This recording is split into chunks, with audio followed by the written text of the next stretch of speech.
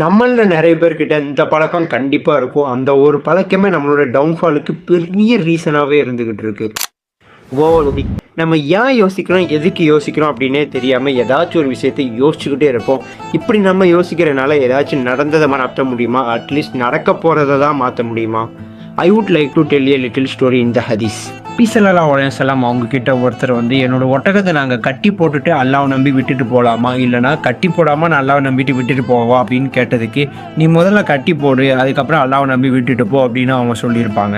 என்கிட்ட பார்த்தீங்கன்னா நம்ம கையில் இருக்க விஷயத்தை மட்டுமே பாருங்க அப்படின்னு தான் சொல்லுவேன். எக்ஸாம்பிளுக்கு அந்த நபர் அவரால் முடிஞ்சது அந்த ஒட்டகத்தை அங்கே கட்டி போட்டுட்டு தான் போக முடியும். அவர் அங்கே கட்டி போட்டுட்டு போனதுக்கப்புறம் அந்த ஒட்டகம் அங்கே பாதுகாப்பாக இருக்கா அப்படிங்கிறத அப்போ தான் பார்க்க முடியாது. ஸோ உங்களால் பாசிபிளான விஷயத்தை மட்டுமே பண்ணுங்க. உங்களால் இம்பாசிபிளான விஷயத்தை இறைவன் மேலே பாரத்தை போட்டுட்டு ரிலாக்ஸாக இருங்க.